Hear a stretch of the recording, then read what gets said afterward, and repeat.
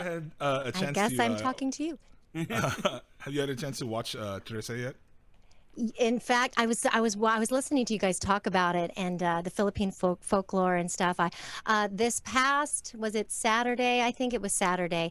I had my family over. My parents were there too, and at my house, and we were just eating. And I was like, "Hey, you guys, so I'm doing a voice on this new show on Netflix, and I was just wondering, do you guys want to watch it? You know?" And so we put it on, and like my kids didn't know anything about it, and I was afraid for my kids to watch it actually because it Right. says 18 plus. Yeah. It can get gory, So yeah. yeah, so I have a 16-year-old who is like, "Oh, totally, let's go," you know, and then Rated R.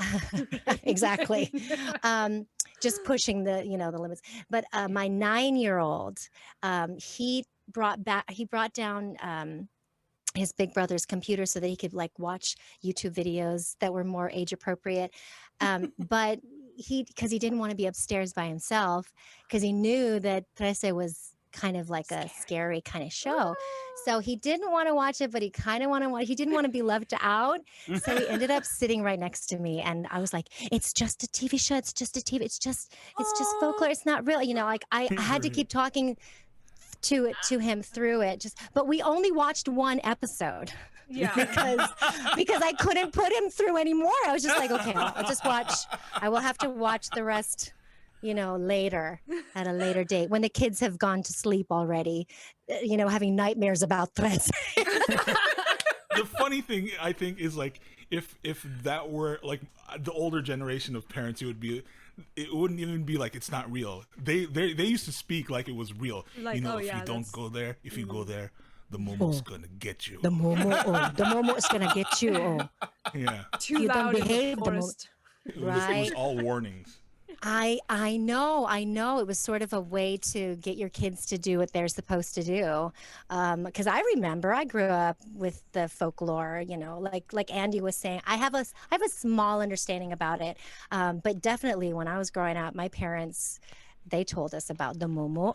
Yeah. I know the word aswang, but I haven't told my kids about them. So, we're watching it, and the great thing about it, watching this show with my parents, is because the subtitles are also in like the Tagalog. The subtitles are also Tagalog. So I was like, we had to like pause a couple times and go, what does that mean? And we just would, talk to my parents and ask my parents to translate for us. And so it was kind of neat to watch it with my parents because they were all about it. They knew they were talking their language, and not just Tagalog, but like about the folklore.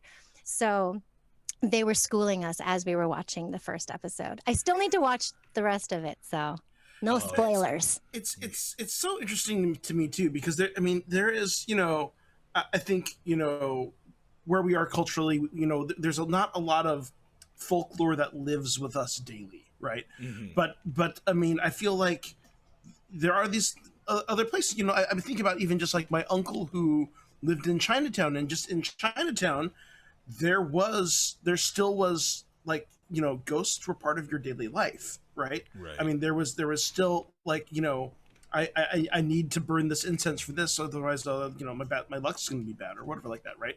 But that kind of interesting.